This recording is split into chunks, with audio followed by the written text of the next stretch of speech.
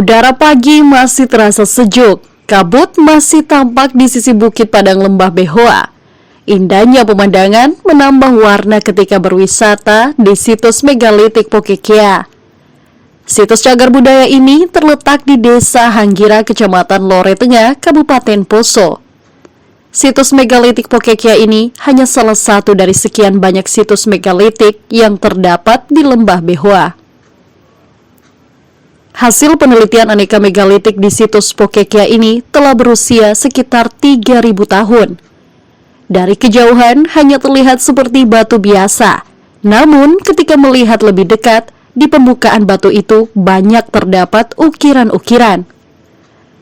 Menurut Sunardi, juru pelihara situs Pokekea, di lokasi ini ada berbagai jenis megalitikum, mulai dari batu dakon, kalamba, arca, lumpang batu, dan lainnya. Setiap jenis memiliki fungsi tersendiri, mulai dari cara melihat kalender sampai tempat pemakaman orang zaman dulu. Kurang lebih 270 benda cagar budaya dari kecil hingga yang terbesar. Ya, dan tidak menutup kemungkinan sewaktu-waktu bisa bertambah, karena beberapa juga dari sebelum pendataan itu ada yang baru muncul dari dalam tanah. Ketika kami melakukan pembersihan di lingkungan ini, ada yang kami temukan lagi, dan kemudian faktor alam seperti longsor, ternyata di bawah tanah itu dengan adanya longsor muncul lagi benda cagar budayanya. Situs megalitik Pokekea ini menjadi salah satu potensi wisata di Kabupaten Poso. Pengunjung situs Pokekea, Nur Salina bilang, potensi ekowisata di lokasi ini sangat besar.